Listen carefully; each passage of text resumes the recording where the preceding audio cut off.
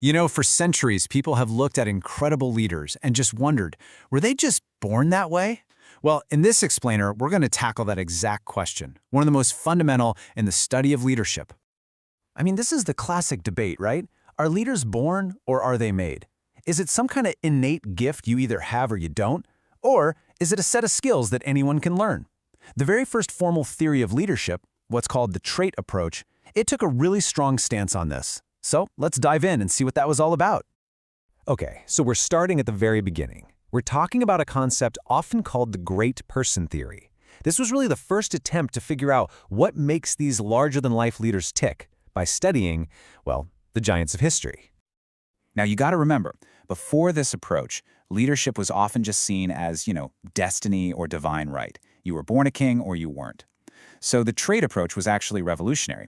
It was one of the very first times researchers tried to systematically, scientifically identify the specific qualities that define a leader.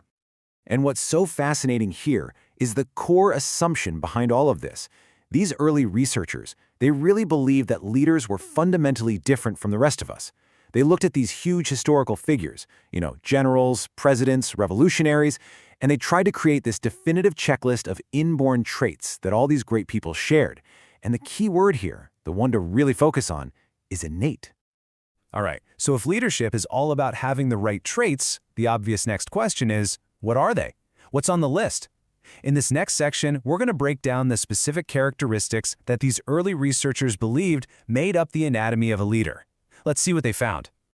It turns out 4 qualities just kept popping up again and again in the research. First up, self-confidence. A leader has to genuinely believe in their own skills to get anyone else to believe in them, right? Second, determination. We're talking about pure grit here, that drive to just keep pushing forward when things get tough. Then you've got integrity, which is, it's the absolute bedrock of trust. And finally, sociability, that natural ability to connect with people and build positive relationships.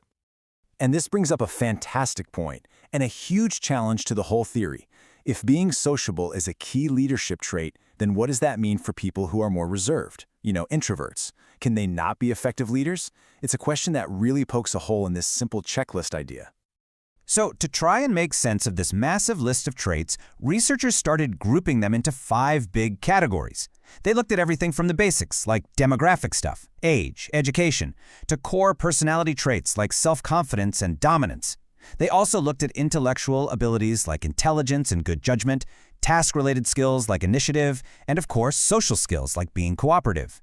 This was their big attempt to build the ultimate profile of a natural-born leader. Okay, so after decades of studies and just countless lists of possible traits, you gotta wonder, did anything definitive ever come out of all this? Is there some kind of magic bullet trait for leadership? Well, turns out modern research has managed to boil it down to 2 that really stand out above all the rest. So here's the kicker. After all that analysis, sifting through mountains of data from tons of different studies, one personality trait consistently showed the strongest relationship with both being seen as a leader and, well, actually being an effective one. And that number 1, top of the list trait is extroversion. Yep, the tendency to be sociable, assertive, and just have that positive energy. And it makes a lot of sense when you think about it, right? People who are naturally outgoing and talkative are just more likely to get noticed in a group, to speak up, to take charge. It makes them way more likely to emerge as the leader. But hey, just being the life of the party isn't quite enough. There's a second trait that is super strongly correlated, not just with leadership, but with being a high performer in pretty much any job. And that is conscientiousness.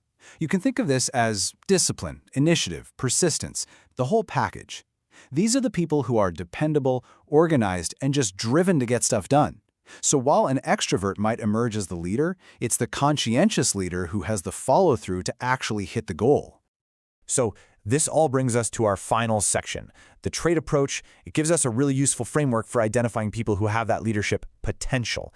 But it also leaves us with a huge, kind of million-dollar question about the very nature of leadership itself. So to wrap things up, this theory's great for spotting the raw material, right? You can look for people who are extroverted and conscientious, and that's a pretty good starting point. But the very foundation of the theory, this idea that these traits are innate, forces us to face a much, much deeper issue.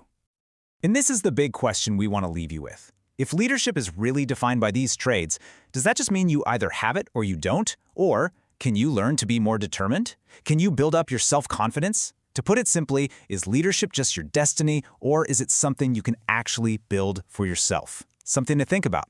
Thanks for tuning in.